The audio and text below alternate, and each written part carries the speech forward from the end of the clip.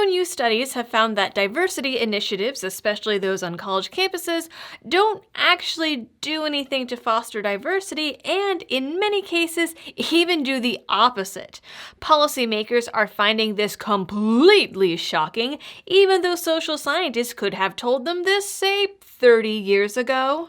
Scientists have been studying biases and ways to get rid of them since World War II, and, surprise, thousands of studies have found, over and over again, that threatening people or targeting specific groups, like, say, white males, doesn't work.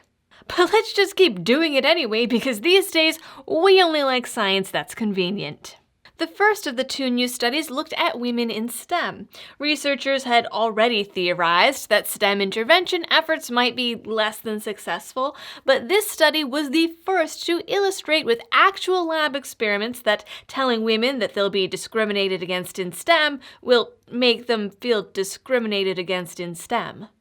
Well, imagine my shock. Researchers from Indiana University, Purdue, and Yale took 585 participants and had them watch videos on the STEM gender gap. Half of the participants watched videos of professors and students discussing various research articles on the topic, while the other half watched educational videos in which a professor talked about how they researched the STEM gender gap and described all the ways in which women might be discriminated against. The women in the second group were definitely successful in learning about bias and all the ways that women can face discrimination, and it also increased their feelings of social identity threat, which means it made women feel less valued, more discriminated against, and made them feel like they wouldn't fit in STEM anyway. In other words, telling women that there's less of them in STEM, that they'll be discriminated against in STEM, and that they'll be surrounded by horrible sexist men in STEM is a good way to prevent women from looking for careers in STEM. Yes, science! The effect was so profound that researchers questioned whether diversity interventions should even be used at all. If you tell people they are going to be discriminated against, they will feel discriminated against. Science. Which, come to think of it, they should probably also apply to the feminist victimhood narrative. Just saying. Another study, this one at Baylor, found absolutely no statistical evidence that diversity officers on college campuses actually help with diversity. Which is interesting, because it means they're getting paid 6 figures to not do their jobs. The University of California, Santa Cruz just rolled out $2 million for a diversity chair to bolster, quote, diversity in astronomy, even though the school boasts that their astronomy program has, quote, the largest tenured cohort of female astronomers in the nation.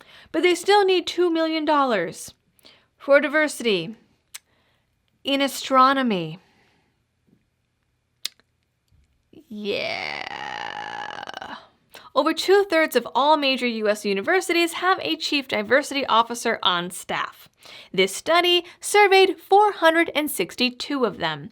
And according to the study, diversity officers have little to no influence on faculty and administrative hiring decisions, even though their entire purpose is to influence faculty and administrative hiring decisions.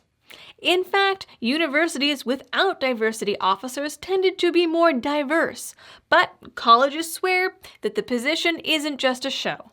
Universities pay their diversity officers an average of $175,000 per year, which means I am in the wrong career.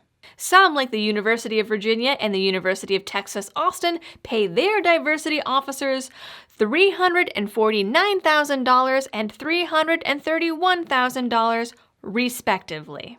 According to the study, all this money is for nothing.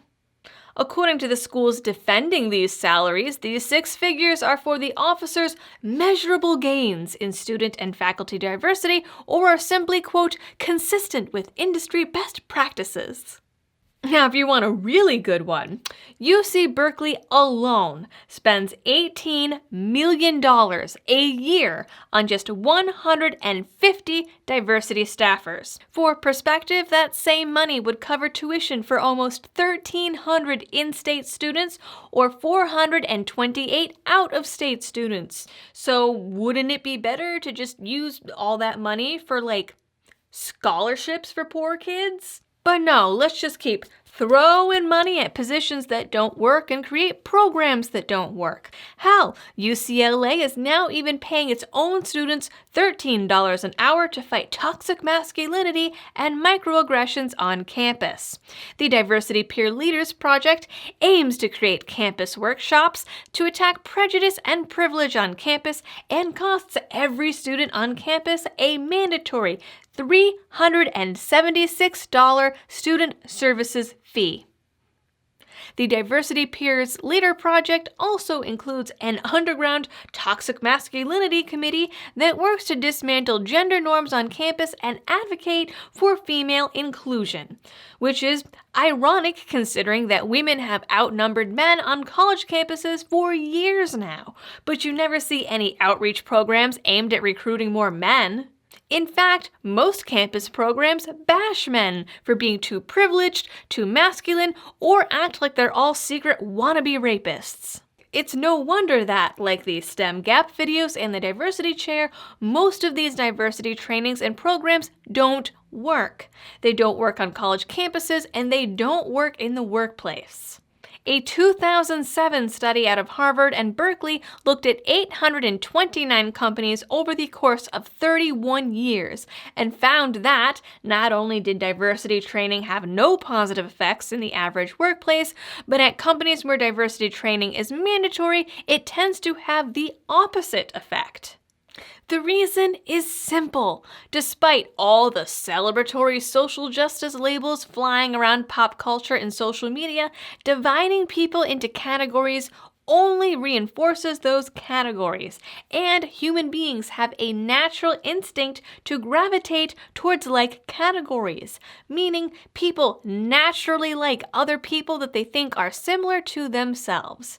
People typically aren't prejudiced against individual people, they're prejudiced against categories. This is a deep evolutionary mechanism, and trying to train it away through mandatory social justice programs is basically like yelling at the sky until it turns yellow.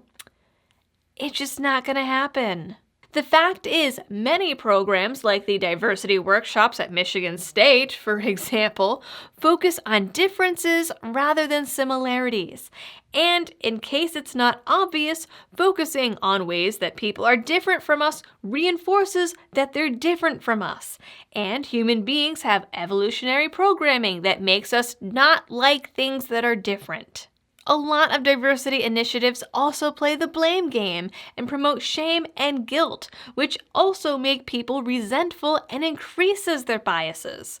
The more ashamed and blamed people feel, the less motivated they are to change. Generally speaking, most people don't like their thoughts, behaviors, and preferences to be policed. When people are forced to adopt certain behaviors, more often than not, they dig in their heels even more to try and preserve their autonomy, because people like to be individuals. So what's the solution? Beyond wasting taxpayer money on programs and initiatives that don't work? Top researchers advocate for two things. Number one, focus on communication. Improving communication skills among students and workers means better listening, better conflict resolution, and a lot fewer misunderstandings being labeled as microaggressions, which means fewer lawsuits, which, let's be real, is usually the real end goal in these things. Half of the world's problems could be solved with better communication. Number two, focus on individuals. Most people like to feel important. They like to feel like they matter and have value. Focusing on what makes each person, each student, each employee, coworker, whatever, an individual, rather than focusing on what group they belong to, can go a long way and does a lot more to make everyone feel welcome and respected. After all, diversity is supposed to lift up minorities, and the individual is the ultimate minority. That is your Liberty-related news for the week. Sorry it's been a little since the last one. As always, please don't forget to like, share, and subscribe. Check your notification bell. Leave some comments down below. Let me know, am I the only one that wasn't shocked by this? And always, if you like my videos and want to help support my channel, you can do so over at Patreon or through a one-time donation through PayPal, Bitcoin, or Litecoin. And as always, thank you for watching and helping me to spread the message of liberty.